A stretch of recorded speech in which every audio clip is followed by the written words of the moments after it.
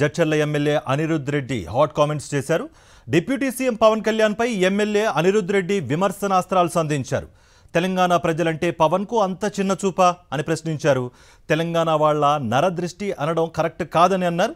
తెలంగాణ ప్రజలకు పవన్ క్షమాపణలు చెప్పాలని డిమాండ్ చేశారు. హైదరాబాద్లో పవన్ ఆస్తులు కొంటున్నారని ప్రచారం జరుగుతోందని, పవన్ కు చిత్తశుద్ధి ఉంటే హైదరాబాద్లో ఆస్తులు అమ్మేయాలన్నారు. ఏపీపై అంత ప్రేమ ఉంటే పవన్ కళ్యాణ్ హైదరాబాద్లో ఎందుకుంటున్నారని ప్రశ్నించారు. విజయవాడలో ఉండి ఏపీ ప్రజలకు సేవ చేయాలని అనిరుద్ రెడ్డి పవన్కు సూచించారు. వచ్చే ఎన్నికల్లో పవన్ కళ్యాణ్ ఒంటరిగా పోటీ చేయాలని తాను కోరుకుంటున్నానని, ఒకరితో పవన్కు పొత్తు ఎందుకన్నారు అనిరుద్ రెడ్డి.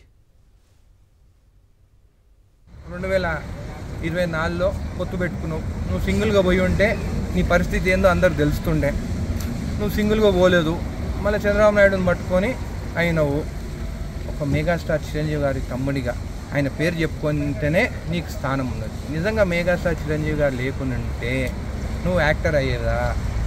అయినా కానీ నీకు రెస్పెక్ట్ ఇస్తున్నాము. కానీ నువ్వు ఎప్పుడైతే మాట్లాడినావో తెలంగాణ వాళ్ళ గురించి, మాది నరదిష్టి, మా కళ్ళు పడే గోదావరి అంతా నాశనం అయిపోయిందని చెప్పి మాట్లాడడం మాత్రం కరెక్ట్ కాదు.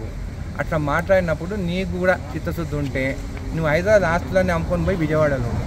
నీకు అంత ప్రేమ ఉంటే ఎందుకు హైదరాబాద్లో ఉంటున్నావు? అక్కడ నుండి 24 గంటలు సేవ చేయి. ఇంకోటి కూడా అంటున్నాను, వచ్చే ఎలక్షన్లో 15 ఏళ్ళ తర్వాత నేను సీఎం అవుతాను అన్నావు. నేను ఒక నార్మల్ ఎవ్వరిది సపోర్ట్ లేకుండా జడ్చర్ల ప్రజల సపోర్ట్ ఎమ్మెల్యే నేనే 10 ఏళ్ళ తర్వాత నేను కూడా సీఎం క్యాండిడేట్ కావచ్చు అని అన్నాను. నువ్వు ఇంకా 15 ఏళ్ళు అంటే నీకు 70 ఏళ్ళు అయినాక సీఎం అవుతాయి. చేసేది ఏముంటుంది ఇంకా 70 ఏళ్ళకి అయితే? వచ్చే ఎలక్షన్లో ఇండివిజువల్గా నిలబడి రాదా? నేను కూడా ఒక ఫ్యాన్గా చెప్తున్నాను నీకు, నీ ఫ్యాన్లు కూడా అదే మాట్లాడుతున్నారు. ఎందుకు ఒకరితో పొత్తు? ఇండివిజువల్ నిలబడి గెలువు. నేను కూడా చెప్తున్నాము, మా నరదిష్టి ఉండదు, నువ్వు కావాలనే కోరుకుంటాం. మేము బిజినెస్ కోసమే హైదరాబాదు, కానీ తెలంగాణ వాళ్ళ కళ్ళు మాత్రము మేము నరదృష్టి పెడతామని చెప్పి మాట్లాడేది మాత్రం కరెక్ట్ కాదు. మీరు క్షమాపణ చెప్పాల్సిందే. లేకుంటే హైదరాబాద్లో ఎందుకు ఆస్తులు కొనుక్కుంటున్నావు? ఇప్పుడే కొనుక్కుంటున్నావు కదా. ఆస్తులన్నీ ఎక్కడి నుంచి వచ్చినాయి? అప్పులన్నీ తీరినాయి అంట కదా అని అందరు ప్రజలు అంటున్నారు. అయినా కానీ యాజ్ అ ఫ్యాన్